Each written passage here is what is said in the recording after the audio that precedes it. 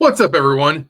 All you freaks and disasters, by which I mean everyone with empathy, contrition, a respect for consent, just a good sense of right and wrong in this corrupt, backwards, you know, overthrown world. Hey, it's your guide to the 21st century, Nate Hausman here, and I'm recording this at 1:30 in the morning, May 22nd, 2025. And the previous day, I've just been kind of testy because maybe I've been on social media too much. Maybe it's a slow day with Uber, but I've been meaning to do um, this topic for a while. And what a day to do it, because there's been a hearing in Congress about the government's response to the COVID-19, pandemic, or plandemic, really, and why so many people went along with it, went along with the lockdowns.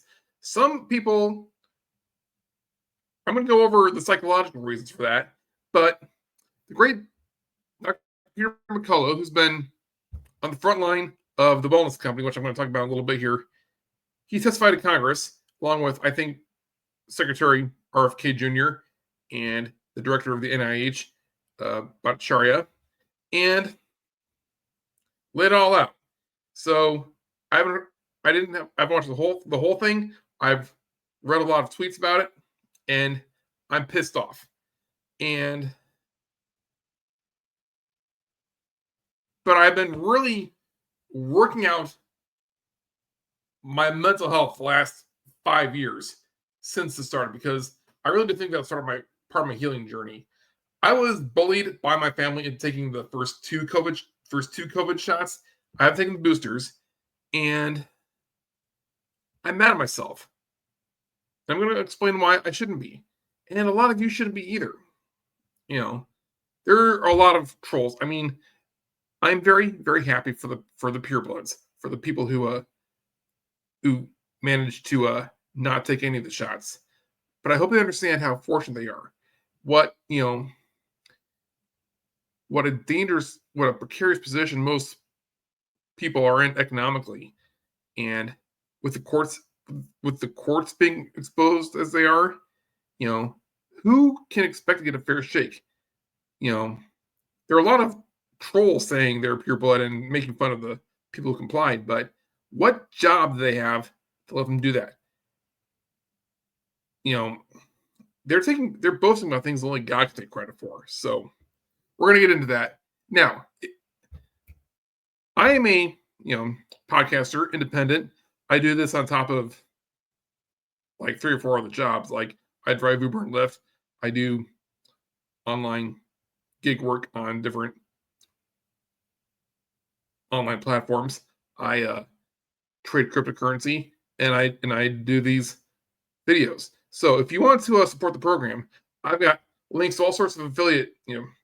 I've got referral links to all sorts of great businesses that I support, and I'm pleased to use myself. And one of those is the Wellness Company. This is Dr. McCullough's, endeavor, and I want to talk about this. 80% of Americans injected a dangerous drug they were told would protect them from COVID-19. Instead of protection, billions have suffered blood clots, altered personalities, reproductive dysfunction, and more. If you're like me, you're outraged by what was done to you. You don't have to admit you were wrong. You can admit you were lied to by your doctor, by your employer, maybe even by your church, by every institution that should have had your back. The good news is there are remedies waiting to be rolled out. President Trump, Vice President Vance, and Elon Musk have taken the COVID shot, and they are working confidently to make America great again. That tells me they know something. Oh, Dan Bongino took the shot too. So until the world is ready for whatever remedy is waiting, preparations are being made by true conscientious medical professionals. They're building alternatives to the medical establishment that betrayed us. And one of those alternatives is the Wellness Company. And I'm honored to be one of their referral partners. They provide multiple supplements to help detox from the COVID shots. They also provide medical kits that contain ivermectin, the antiviral and antiparasite medication that Big Pharma truly dreads. So go ahead and follow the wellness company and their research until we are made whole and onto the new health paradigm. So click on the link in my description and use the promo code for 10% off your purchase. Go ahead and reclaim your health. You're going to be doing yourself a favor, and you're going to be helping the program. So it's win-win. Now, last week I decided to go on AI. I decided to go on Grok, which is Twitter X's built-in AI, and the COVID response has been weighing on my mind all this time. And why did we go along with it? Did we have, limited information? Did we have, little to go on? And I've also been learning a lot about abuse because I block a lot of my content from my parents because I kind of think they're the problem with me. So I consume a lot of information about psychological abuse, institutionalization. So I decided I'm going to ask Grok about abuse and institutionalization. So I'm going to read what I asked and what Grok responded with. So I started with, I've read on social media that long-term abuse changes the architecture of the victim's brain. Is there any research to confirm this? And this is both depressing and also kind of gratifying. Grok says, yes, research confirms that long-term abuse can alter brain architecture. Studies, particularly on childhood abuse and chronic stress, show changes in brain regions like the hippocampus, amygdala, and prefrontal cortex. For example, the hippocampus, chronic stress from abuse can reduce hippocampal volume, impairing memory and emotional regulation. A 2011 study in biological psychiatry found smaller hippocampal volumes in adults with histories of childhood maltreatment. The amygdala. Prolonged abuse can heighten amygdala activity, leading to increased anxiety and hypervigilance. A 2016 American Journal of Psychiatry study linked early abuse to amygdala hypersensitivity. Prefrontal cortex. Abuse can disrupt development of the prefrontal cortex, affecting decision-making and impulse control. Research in neuropsychopharmacology in 2010 showed reduced prefrontal gray matter in abused individuals. These changes are often mediated by stress hormones like cortisol, which, when chronically elevated, can damage neural structures. Neuroimaging studies, like MRI or fMRI, provide evidence of these alterations, though effects may vary by individual and abuse type, such as physical abuse, emotional abuse, or sexual abuse. Early intervention and therapy can mitigate some impacts, promoting neuroplasticity and recovery. Then I asked, can these changes affect the victim's judgment or the ability to stand up for themselves? As you listen to this, ask yourself, can you relate to this? Grok answered, yes, changes in brain architecture from long-term abuse can significantly affect the victim's judgment and ability to stand up for themselves. Here's how. In the prefrontal cortex impairment, the prefrontal cortex, responsible for executive functions like decision-making, impulse control, and rational judgment, can be underdeveloped or damaged due to chronic abuse. Studies, such as one in neuropsychopharmacology 2010, showed reduced gray matter in this region among abuse survivors. This can lead to poor judgment, difficulty weighing consequences, or challenges in assertive decision-making. Now, amygdala hyperactivity. An overactive amygdala, often seen in abuse victims, from the American Journal of Psychiatry 2016, says heightens fear and emotional reactivity. This can make victims overly cautious or freeze in confrontational situations, undermining their ability to advocate for themselves. Hippocampal damage. Reduced hippocampal volume linked to chronic stress, from Biology Psychiatry 2011, impairs memory and contextual processing. Victims may struggle to recall past experiences accurately or assess situations clearly, which can weaken their confidence in standing up for themselves. And the last bullet point of this section is learned helplessness. Beyond structural changes, chronic abuse often fosters a psychological state of learned helplessness, where victims feel powerless to change their situation. This is reinforced by altered neural stress responses, making self-advocacy feel futile or risky. These neurological and psychological effects can create a cycle where victims struggle to assert boundaries or make sound decisions. Through therapy, e.g. CBT, trauma-focused interventions, can help rewire these patterns and restore agency. Now, that's abuse. Next, I asked, are these effects similar to what happens in institutionalization? Grok says, yes. The effects of long-term abuse and institutionalization share similarities in how they alter brain architecture and behavior, particularly in areas related to judgment, emotional regulation, and self-advocacy. Both involve prolonged stress, lack of control, and often dehumanizing environments, which can produce overlapping neurological and psychological impacts. However, there are distinctions based on context and specific mechanisms. Here's a comparison. Similarities in brain and behavioral effects. Prefrontal cortex dysfunction. Abuse. Chronic abuse can reduce gray matter in the prefrontal cortex, as we know, impairing decision-making, impulse control, and assertiveness. Institutionalization. Prolonged institutionalization, especially in restrictive settings like orphanages or asylums, is linked to underdeveloped prefrontal cortex function. Studies on children in Romanian orphanages, this is from Proceedings of the National Academy of Sciences in 2009, show deficits in executive functioning, leading to poor judgment and difficulty standing up for oneself. Both result in challenges with rational decision-making and self-advocacy due to disrupted prefrontal development. Another similarity is amygdala hyperactivity. In abuse, an overactive amygdala increases anxiety and fear responses, according to a Journal of Psychiatry 2016, making victims hesitant to assert themselves. In institutionalization, institutionalized individuals, particularly children, often exhibit heightened amygdala activity due to chronic stress and lack of nurturing. A 2013 study in biological psychiatry found increased amygdala sensitivity in institutionally reared children, leading to a hypervigilance and difficulty confronting authority. Both conditions foster a state of heightened fear, reducing the ability to stand up for oneself. The next similarity, hippocampal changes. In abuse, chronic stress from abuse reduces hippocampal volume, impairing memory, contextual understanding, which can undermine confident decision-making. This is from Biological Psychiatry 2011. In institutionalization, similarly, institutionalization is associated with smaller hippocampal volumes, as seen in studies of neglected children, the Journal of Child Psychology and Psychiatry in 2015. This affects the ability to process experiences or assert needs effectively. Both impair the ability to draw on past experiences and make informed judgments or advocate for oneself. The next similarity is learned helplessness and passivity. In abuse, victims often develop learned helplessness, feeling powerless to change the circumstances, which discourages self-advocacy. In institutionalization, institutional settings with rigid routines and lack of autonomy can instill a similar sense of helplessness.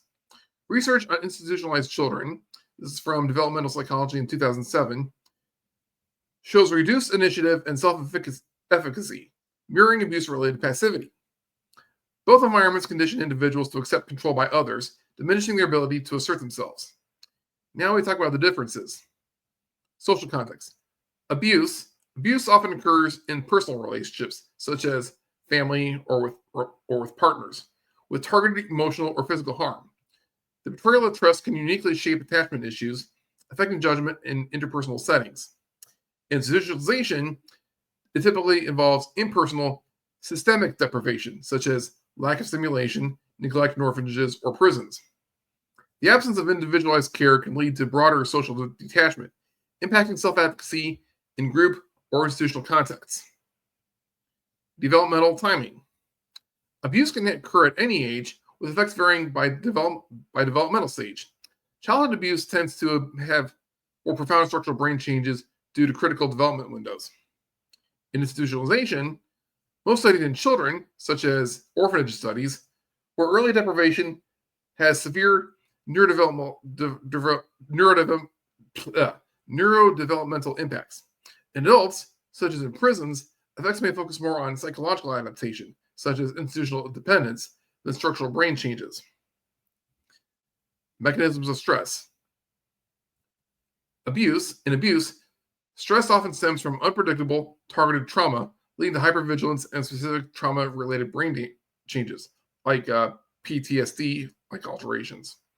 In institutionalization, stress is typically chronic but diffuse, arising from neglect, sensory deprivation, or rigid control. This can lead to a global developmental delays or institutional syndrome, characterized by emotional blunting and reduced agency. Shared outcomes for judgment and self-advocacy. Now, this is a similarity.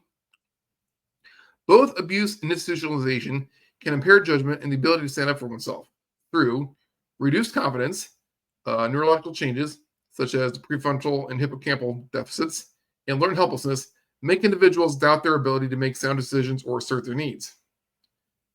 Fear-based responses. Amygdala hyperactivity in both contexts heightens fear of the repercussions, discouraging confrontation or self-advocacy. Conditioned compliance. Both environments often reward submission to abusers or institutional rules, reinforcing passivity and undermining assertive behavior. Now, reversibility and interventions. Therapeutic interventions like trauma-focused cognitive behavioral therapy, attachment-based therapies, or enriched environments can mitigate these effects in both groups.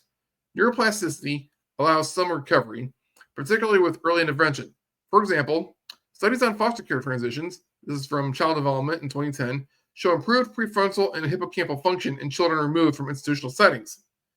Trauma therapy for abuse survivors can reduce amygdala hyperactivity and improve decision-making. This is from the Journal of Traumatic Stress 2018.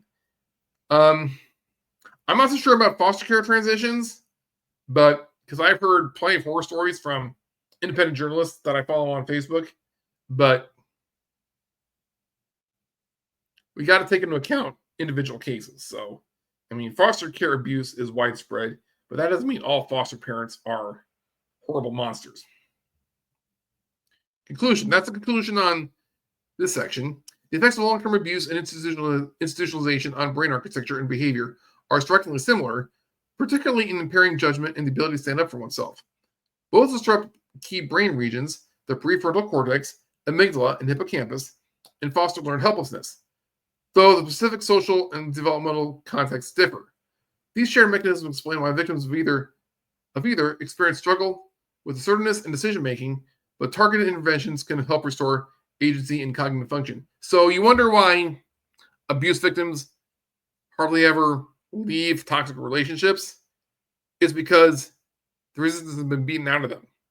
And right now with institutionalization, I think back to the old guy in Shawshank Redemption. Not Red, but the old white guy before Red is moved into that apartment. He hung himself because he couldn't handle life outside of prison.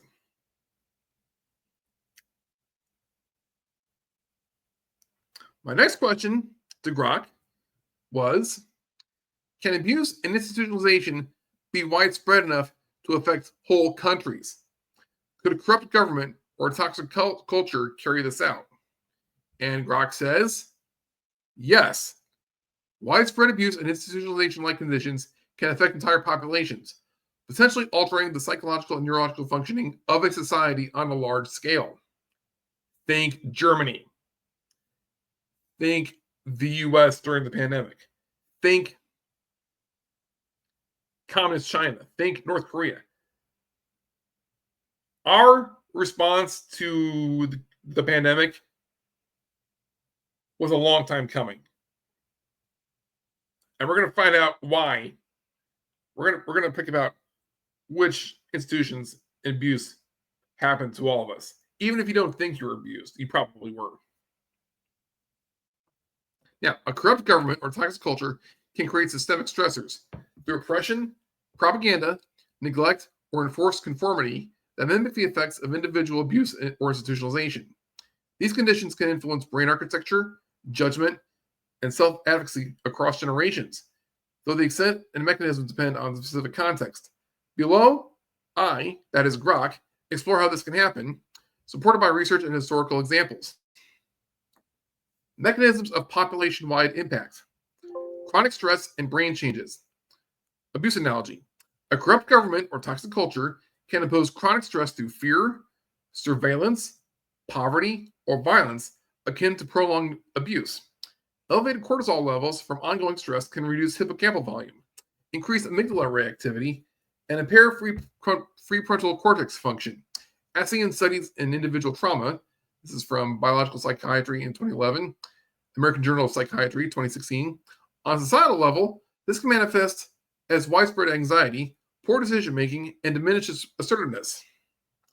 The institutionalization analogy. Oppressive regimes or rigid cultural norms can create environments like institutional settings with limited autonomy, enforced compliance, and lack of emotional nurturing.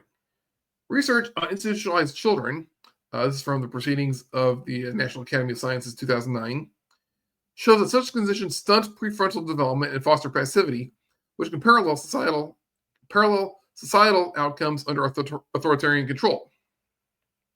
Now, learned helplessness and collective passivity. Corrupt governments often suppress dissent through punishment, censorship, or propaganda, fostering a collective sense of learned helplessness. This mirrors the psychological effects of abuse, where victims feel powerless to resist. This is from the Journal of Traumatic Stress in 2018. A 2015 study in psychological trauma noted that populations under authoritarian regimes show higher rates of learned helplessness, reducing the collective action or self-advocacy. Toxic cultures, such as those enforcing rigid hierarchies or shame-based norms, can similarly condition populations to accept suffering or injustice akin to institutionalized compliance. This is from Developmental Psychology in 2007. This can suppress critical thinking and resistance. Now, in college, in my anthropology major, I learned about shame cultures versus guilt cultures. In a shame culture, you're made to feel bad for things that you are. In a guilt culture, you're punished for crimes that you committed, for actions individually. Shame cultures can be very oppressive. Guilt culture, takes into account personal accountability, personal responsibility, and are usually more lenient and more, not necessarily more just, but more likely to be just. Continuing, epigenetic and intergenerational effects. Chronic societal stress can lead to epigenetic changes, alterations in gene expression without changing DNA, that affect brain function and behavior. A 2014 study in Nature Neuroscience found that stress-related epigenetic changes in mice can be passed down to offspring, influencing anxiety and decision-making. In humans, intergenerational trauma from systemic oppression, such as colonialism or genocide, has been linked to altered stress responses in descendants. This was from Transcultural Psychiatry in 2019. For example, studies of Holocaust survivors and their children, this is from the American Journal of Psychiatry in 2018, show heightened cortisol sensitivity and anxiety, suggesting that widespread trauma under a corrupt regime can have lasting neurological impacts across generations. I wonder if certain populations are singled out for certain treatment, and that affects that population down the line in the future. I'm seeing a lot of Black fatigue memes about the way, Black Americans and even people in continental Africa seem to act. Well, I wonder if there was something particular about Africa's geography that an environment that forced Native population to be so impaired. And I wonder if there's, some differential treatment for Black Americans in this country to be treated separately. Like, I have postulated that ever since segregation, Jim Crow was ended by the Civil Rights Act, governments have been more sneaky with separating the races.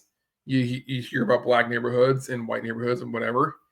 And I wonder if, social economic factors are doing that. And I wonder if Black kids are being funneled into all Black schools subtly and being made to switch more fluoride than the other kids are across the country. I'm spitballing, but if that makes sense to you, maybe if that resonates with you, say so in the comments. Socialization and cultural reinforcement. Toxic cultures can normalize abuse-like dynamics, e.g., shame, fear, or submission, through education, media, or social norms, shaping brain development from childhood. A 2017 study in child development found that children in high conflict or oppressive environments show altered amygdala prefrontal connectivity, impairing emotional regulation and judgment. Corrupt governments often use propaganda or controlled institutions to instill fear or obedience, resembling the rigid control of institutional settings. This can lead to widespread cognitive biases, reduced critical thinking, and diminished collective agency. Now, some historical and contemporary examples of authoritarian regimes. In the Soviet Union, the Stalinist era's purges, forced labor camps, and pervasive surveillance created a climate of fear and distrust. Psychological studies of Soviet-era survivors from the Journal of Psychohistory in 1999 described widespread learned helplessness, reduced initiative, and fear-based compliance resembling institutionalization effects. These traits persisted in post-Soviet societies, affecting collective decision-making and resistance to corruption. In North Korea, ongoing state propaganda, isolation, and punishment for dissent create a population with limited autonomy and high conformity. Neuropsychological parallels to institutionalization are inferred from defectors' reports of anxiety, fear-driven decision-making, and difficulty asserting agency. This is from the Journal of Psychology in 2016. Systemic oppression. In apartheid South Africa, decades of racial oppression, violence, and economic deprivation led to widespread trauma in Black South African communities. Studies from the South African Journal of Psychology in 2004 found related stress-related disorders and reduced self-efficacy with neurological impacts such as heightened amygdala activity inferred from trauma research. This affected collective judgment and resistance through community resilience, eventually fueled activism. So, South Africa is in the news today, as of May 2025. The president, supposedly, of South Africa came to visit President Trump in the White House, and the media fell into a big trap. They're saying that Trump's accusations of anti-white genocide in South Africa are baseless, and Trump rolled the video of South African leaders, riling up, calling for anti-white violence. Now, are the current Black leaders of South Africa stroking the Black population's egos with all this talk of retribution against white people? White farmers account for, I don't know the numbers off the top of my head, but at least 90% of the food in South Africa.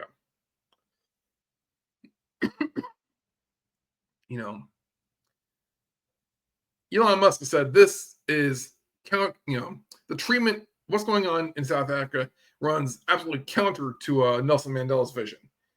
I only know the light and high ideals propaganda about Nelson Mandela. I've also heard, rumors that he was a secret communist, but that's another topic.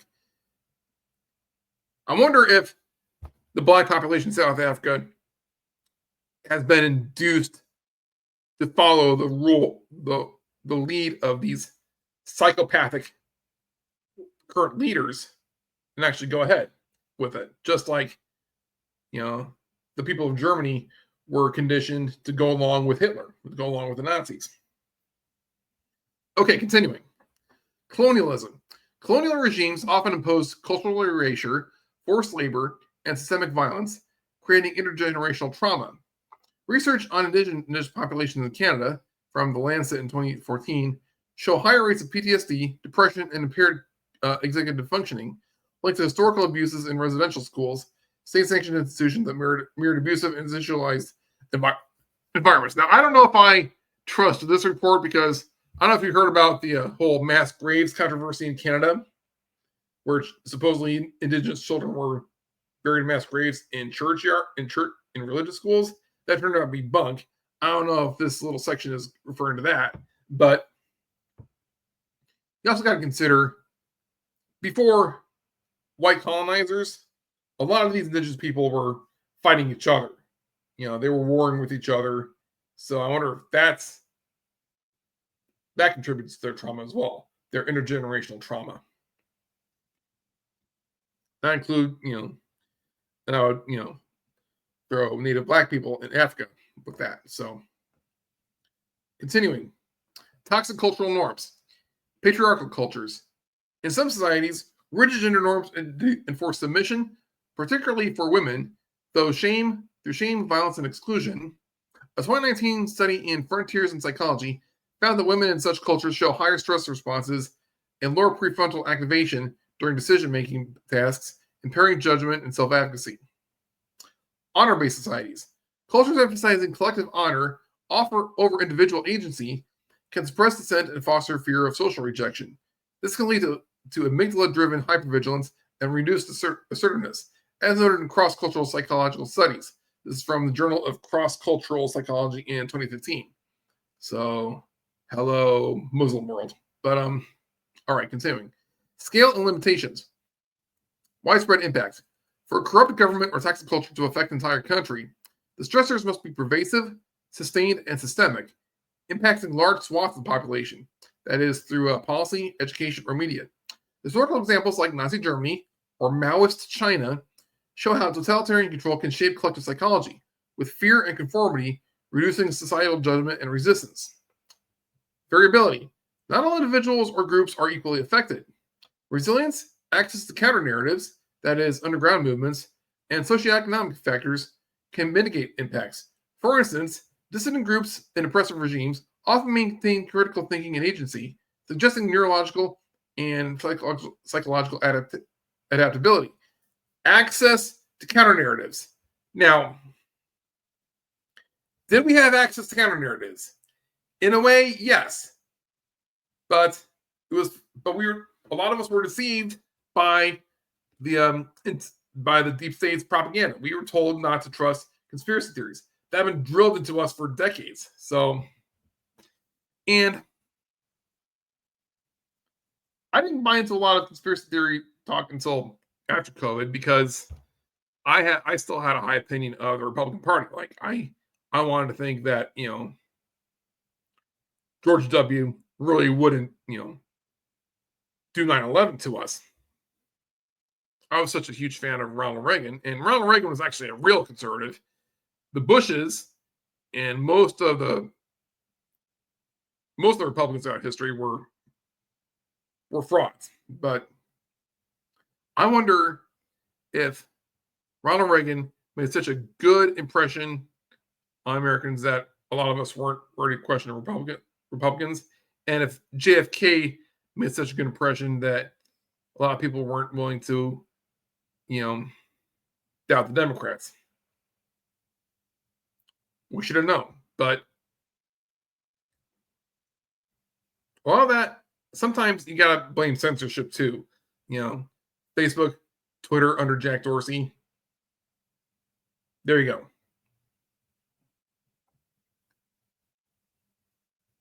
Okay, measurement challenges. Continuing here.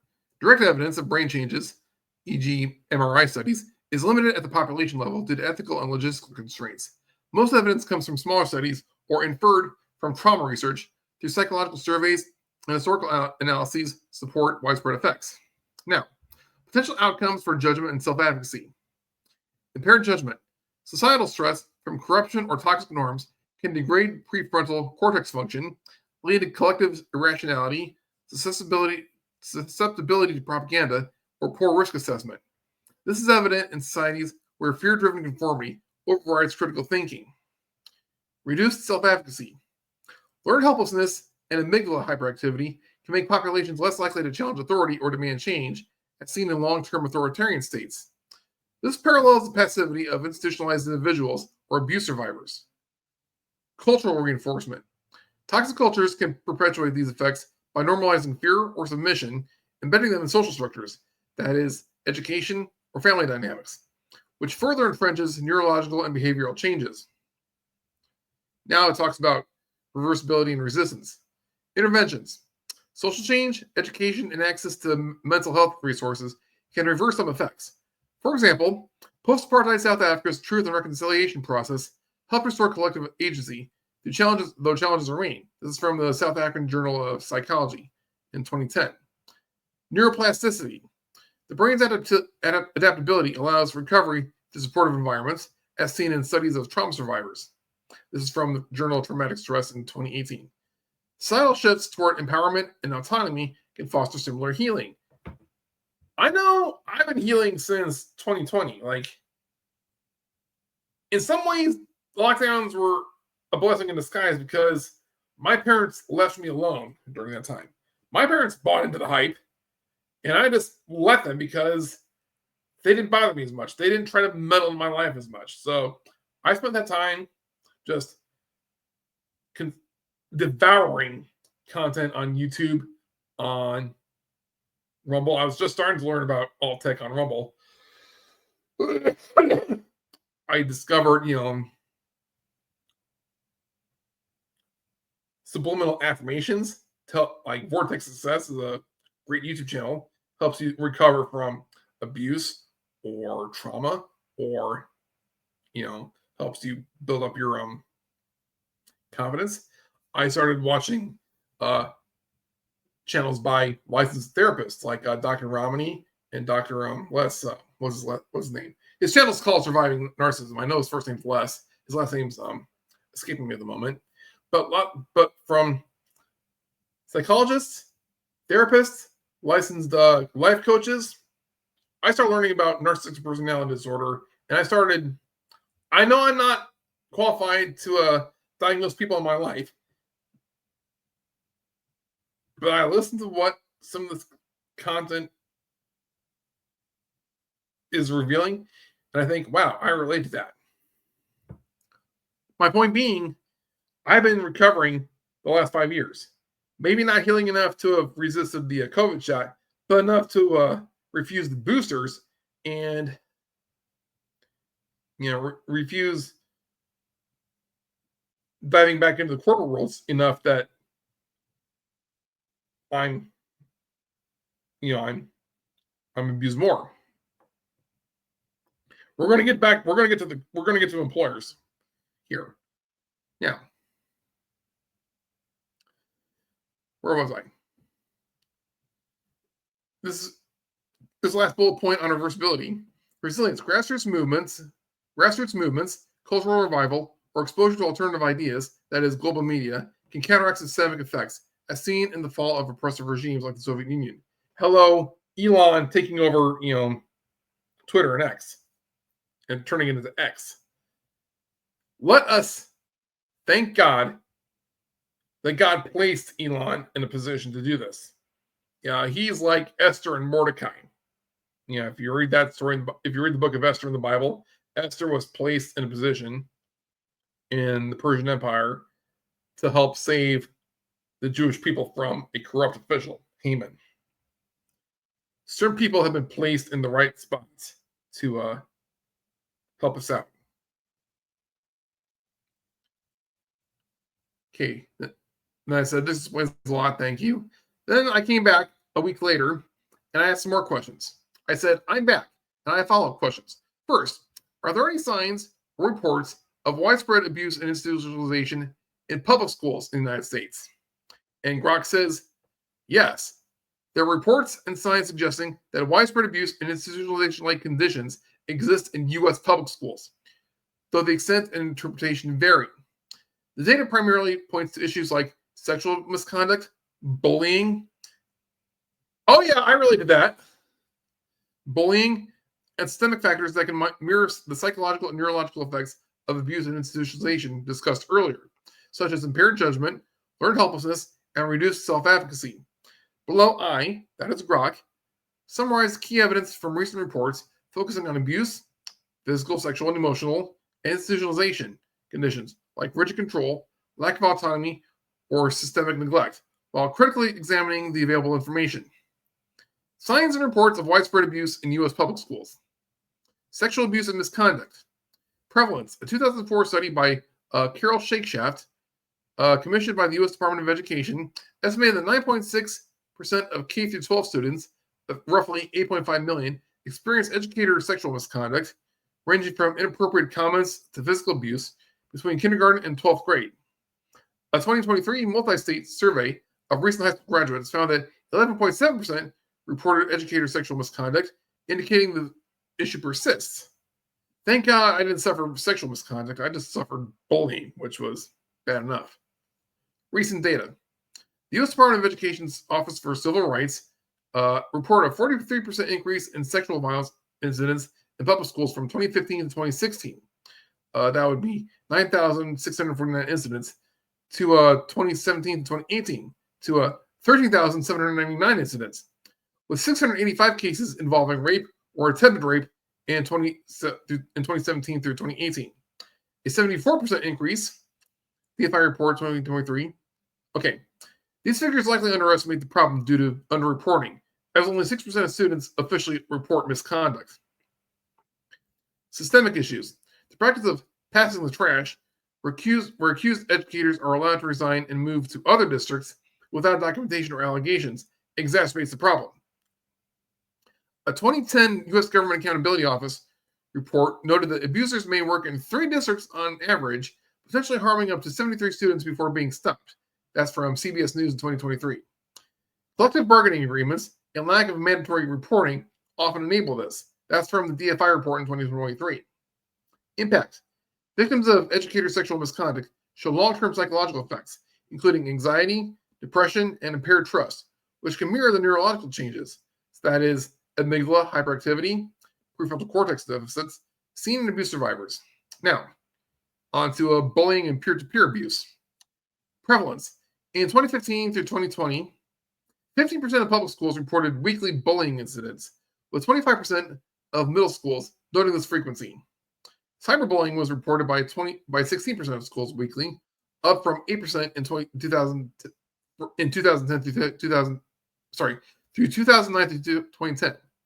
These behaviors contribute to emotional and psychological harm, resembling abuse-related trauma.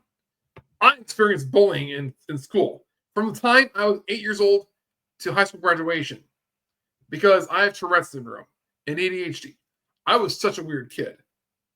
You know, I'm going to start seeking actual licensed therapy because I need to determine what am I responsible for, what can I blame on my disorder, and what can I blame on bullying, abuse, and possible goings on in my family.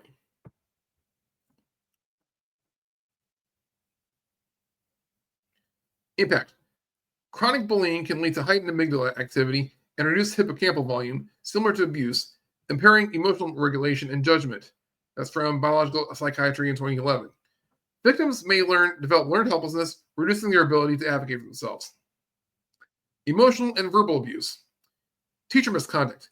In 2019 through 2020, 10% of public schools reported weekly student verbal abuse of teachers, and 15% noted other acts of disrespect, indicating strained teacher-student dynamics that can foster hostile environments. That's from NCES 2020.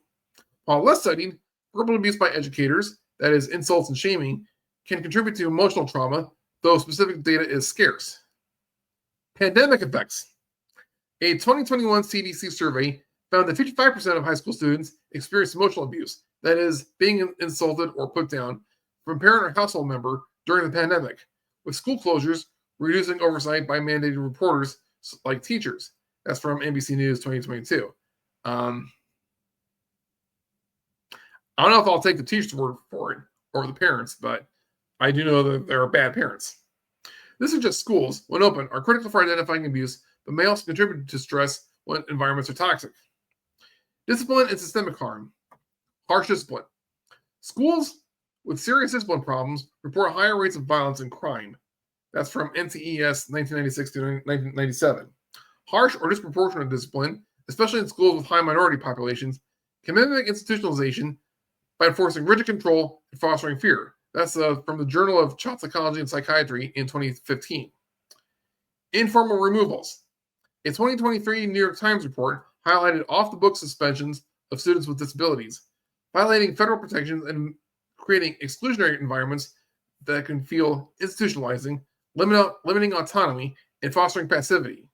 That's from the next post from the New York Times in 2023. Now, that's abuse. Signs of institutionalization-like conditions.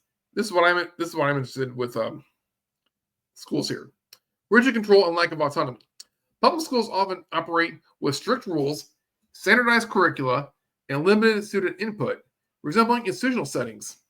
A 1996 to 97 NCES survey noted that 84% of schools used low-level security measures, that is, restricted access, but 2% had stringent measures, like full-time guards and metal detectors, creating prison-like environments. These conditions can foster compliance and reduce self-advocacy, similar to institutionalization effects. High-stakes testing and zero-tolerance policies can prioritize conformity over individual needs, potentially stunting prefrontal cortex development and critical thinking, as seen in studies of institutionalized children. That's from the proceedings from the National Academy of Sciences in 2009. Now, neglect and underreporting. Schools often fail to report abuse to law enforcement. In 2019 through 2020, 77% of public schools reported 1.4 million crime incidents, but only 47% reported incidents to authorities, suggesting systemic neglect. That's from NCES 2017. This mirrors institutionalization's lack of accountability, allowing harm to persist. That's from CBS News in 2023. The DFI report from 2023 criticized teacher unions and school districts for prioritizing institutional reputation over student safety, enabling abusers to continue unchecked, akin to the secrecy in institutional settings. Pandemic exacerbated isolation. School closures during the 2020-2021 pandemic reduced oversight by mandated reporters, leading to decreased abuse reports but increased emergency room visits for abuse-related injuries. That's from mandatedreporter.com in 2024.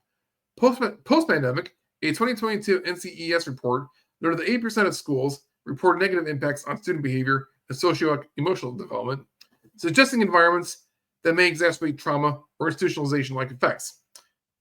That's from NCES 2022. We're reaching the home stretch here. Neurological and behavioral parallels. The effects of widespread abuse and institutionalization-like conditions in schools align with the brain changes discussed previously. Prefrontal cortex, harsh discipline, bullying, or sexual misconduct can impair prefrontal development, leading to poor judgment and decision-making.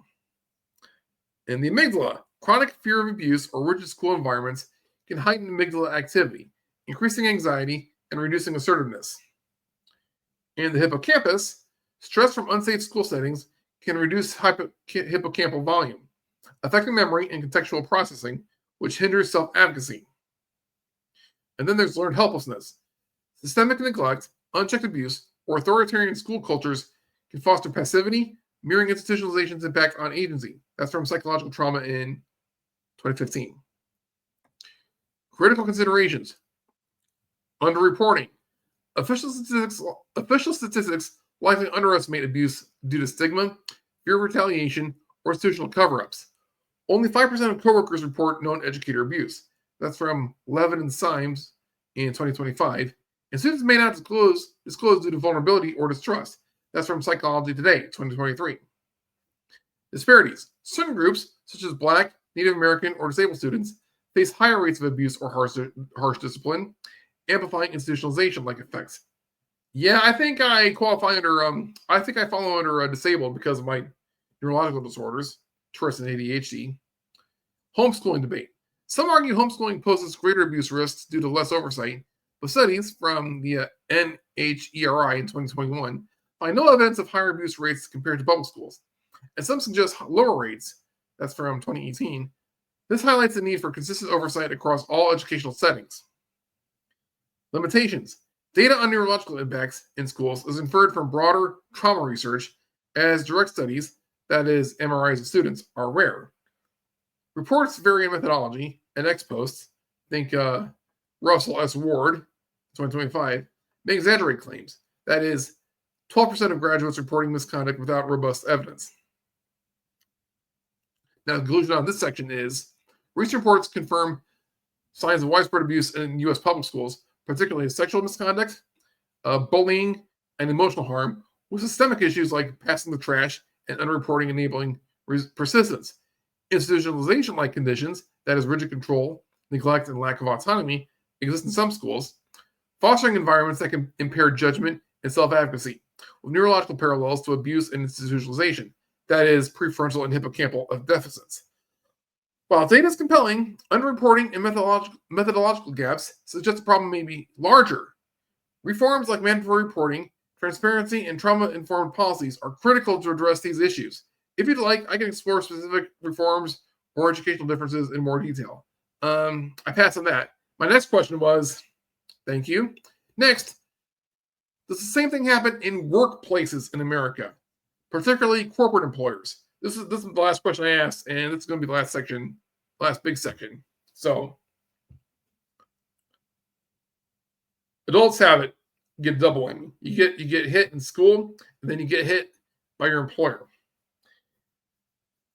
Grok says, yes, there is evidence that workplace environments in the United States, particularly in corporate settings, can exhibit conditions resembling widespread abuse and institutionalization, leading to psychological and neurological effects similar to those discussed earlier.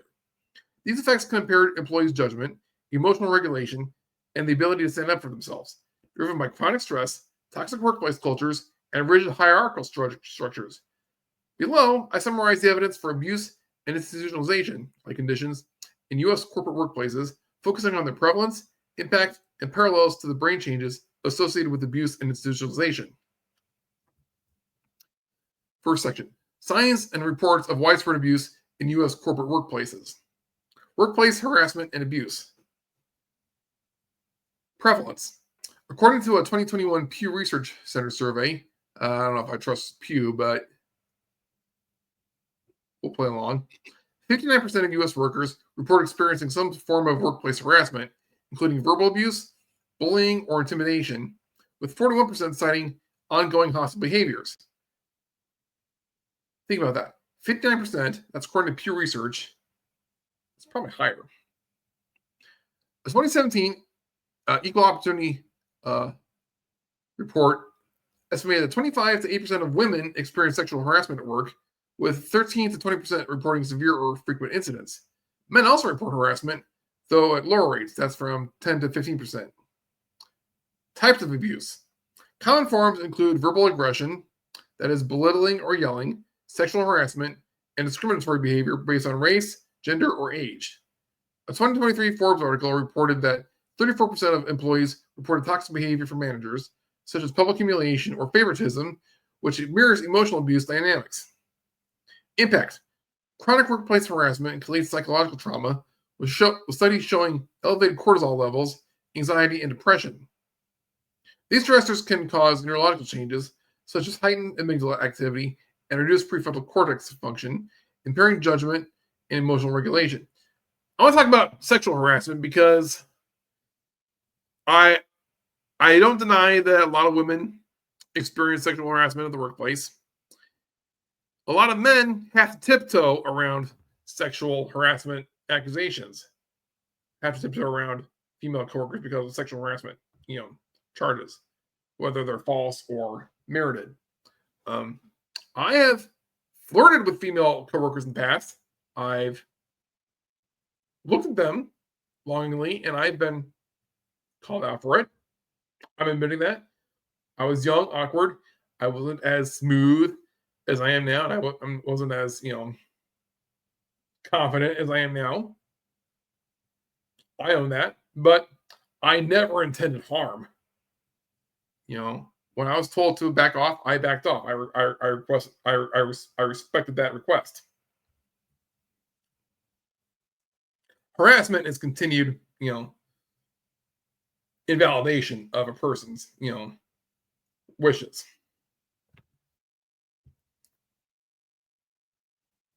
Where was I? Okay. Bullying and mobbing. Prevalence. The Workplace Bullying Institute's 2021 U.S. survey found that 30% of workers experienced bullying, that is targeted hostility and exclusion, with 43% of cases involving supervisors. Another 90% witnessed bullying, indicating a pervasive issue. That's from the WBI in 2021. Impact. Workplace bullying is linked to PTSD-like symptoms, with a 2015 study in psychological trauma showing increased amygdala sensitivity and reduced hippocampal volume in victims, similar to effects of chronic abuse. That's from Biological Psychiatry in 2011. This can lead to hypervigilance, poor decision making, and reluctance to assert oneself due to fear of retaliation. Yeah, if your paycheck is on the line, do you really risk standing up for yourself? The advice I've heard is record everything, screenshot every email, and screenshot every video, screenshot every text message. Discrimination and systemic bias, racial and gender disparities. A 2022 Gallup poll found that 24% of Black employees and 22% of Hispanic employees reported workplace discrimination compared to 15% of white employees. Women in corporate settings often face gender-based microaggressions, with 52% reporting unequal treatment in a 2020 McKinsey report. Now, 4 years ago, I would have argued against that. I would have tried to explain that away. But knowing what I know now about the corporate world, how they've acted towards the MAGA movement, how they're on the hook with big investors like BlackRock and big financial institutions like the banks and the Federal Reserve, I can believe this. I can believe that employers would discriminate between the races and genders, all to instigate a racial and gender conflict. We all ought to be working together. We all ought to be on the same page. Take down our oppressors, but they want us divided. And that's actually very similar to toxic families. I know in narcissistic families, when one or both parents is an abuser, one child is called the scapegoat child. They get the brunt of all the abuse, and the one or more other children is the golden child. They get preferential treatment. This is intentional. This is meant to divide the children and make and divide the family. Thus, all the better for the abusive parent to control. Extrapolate that to society. Extrapolate that to the workplace. There might be a scapegoat race. There might be a scapegoat gender. And who the scapegoat gender is up for debate, depending on your workplace. But think about that. I've been saying for a long time, for several years, corruption is narcissistic and psychopathic abuse writ large. Now, continuing. Institutionalization-like conditions in corporate workplaces. Rigid hierarchies and lack of autonomy. Corporate structures. Many U.S. corporate workplaces operate with top-down hierarchies, micromanagement, and strict performance metrics, resembling the rigid control of institutional settings. A 2023 SHRM survey found that 62% of employees felt like they had limited control over their work, contributing to stress and disengagement. Impact. Lack of autonomy can foster passivity and compliance, similar to institutionalization effects seen in studies of institutionalized children. That's a developmental psychology 200 reduce initiative. I think Grok glitched there on the grammar. Well, let's continue. Reduce initiative and critical thinking.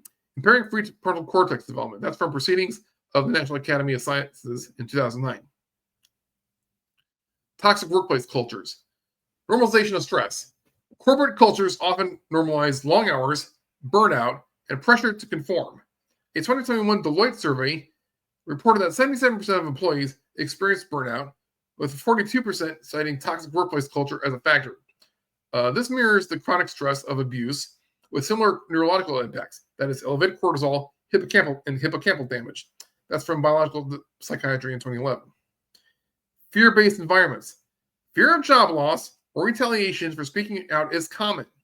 A 2022 Harvard Business Review article noted that 60% of employees hesitate to report misconduct due to fear of repercussions, fostering a culture of silence akin to institutionalization.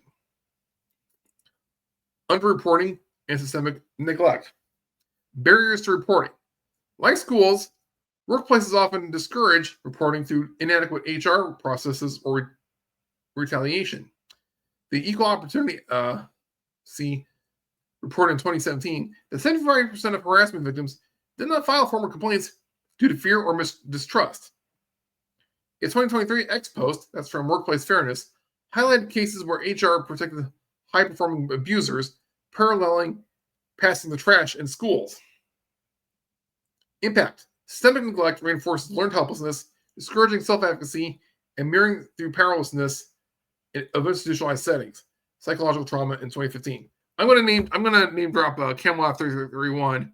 He's made a career on his YouTube channel about listening to the abuses of the corporate world, especially the HR department. The HR department is not there to help you. The HR department is there to help the company against your allegations. So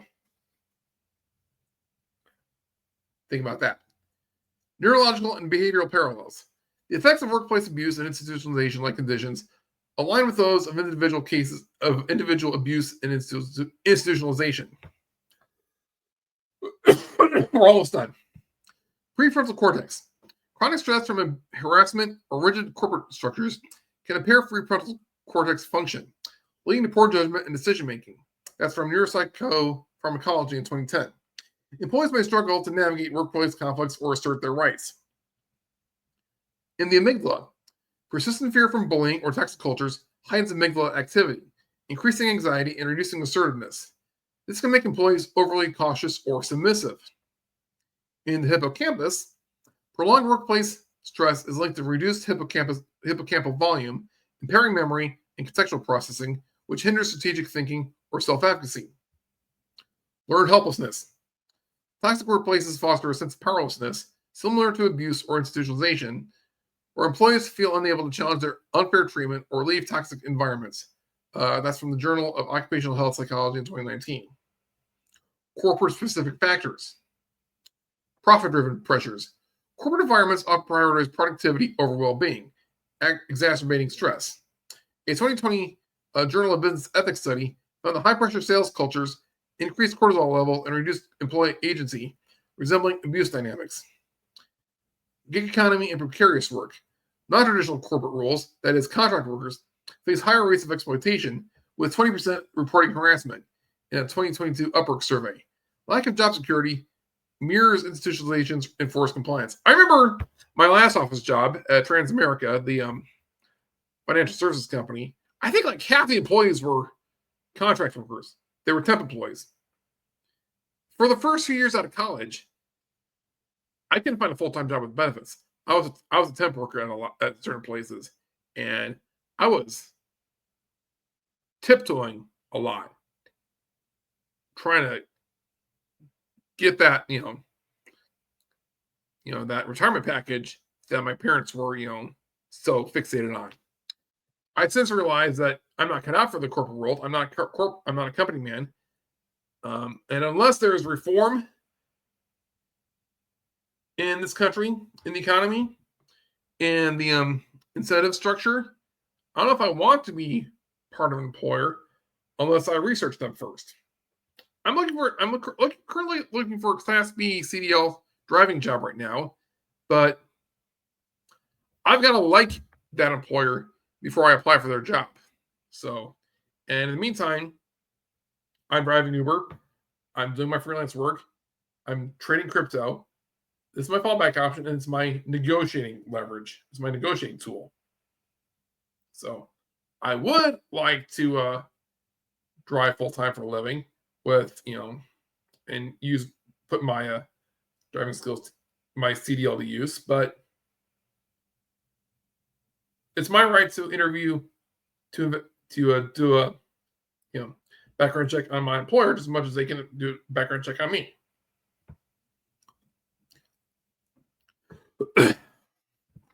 Continuing, cultural normalization. Corporate norms like hustle culture or tolerance of star performers who harass others perpetuate toxic dynamics. Yeah, star performers, they get away with so much crap. As seen in high-profile cases like Uber's 2017 culture scandal. That's from the New York Times 2017. Scale and limitations. Widespread impact. With 160 million workers in the U.S., the high prevalence of harassment, 59%, and burnout, 77%, suggests millions are affected. That's from the Bureau of Labor Statistics in 2023, Deloitte in 2021. Large corporations, with their scale and influence, can amplify these effects across industries. Variability. Not all workplaces are toxic. That's important to keep in mind. You're allowed to do a background check on your employer just as much as they can do a background check on you.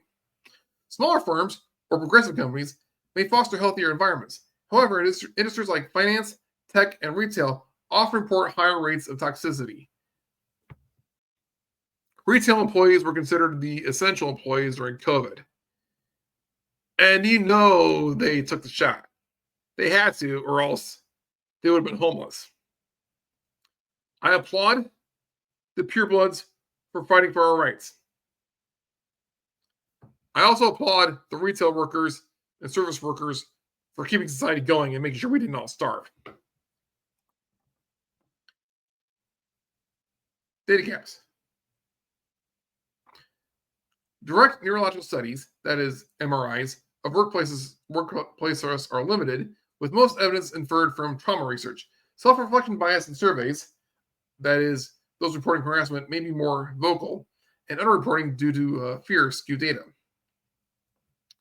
Historical and contemporary examples. In the tech industry, high-profile cases at companies like Google and Activision Blizzard in 2021 and 2023 revealed cultures of sexual harassment and bullying, with employee walkouts highlighting systemic issues. That was from The Verge in 2021. These environments foster fear and reduced employee agency. Retail and service. Walmart and Amazon have faced lawsuits for hostile work environments, with reports of racial and gender-based harassment. These conditions parallel institutionalizations, breach of control, and neglect. Finance sector.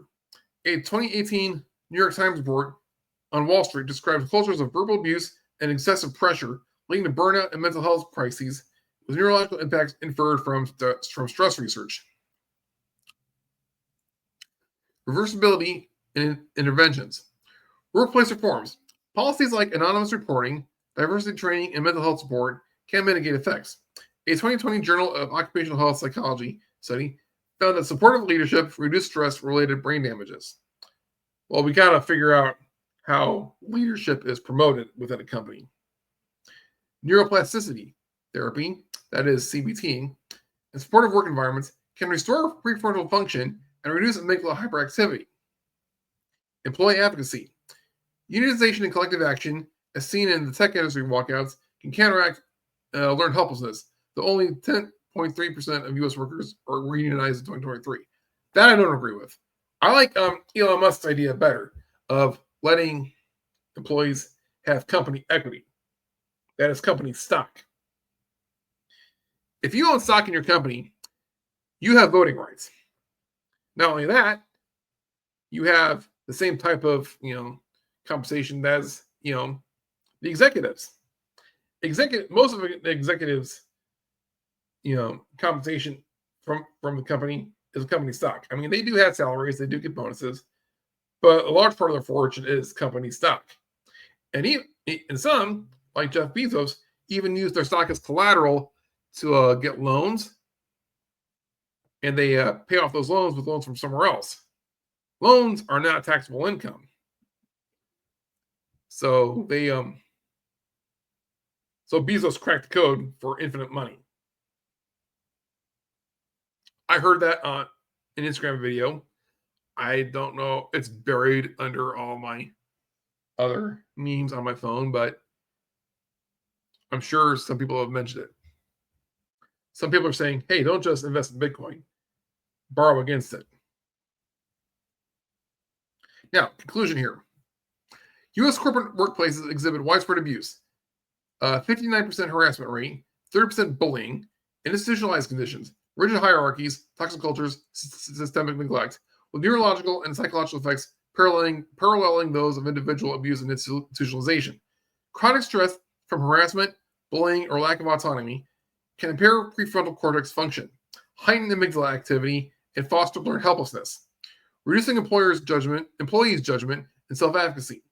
While pervasive, these effects vary by industry and workplace, with reforms and resilience offering paths to recovery. Now, the Grok then offered to explore specific industries, interventions, and comparisons, but we spent enough time on this video already. Now,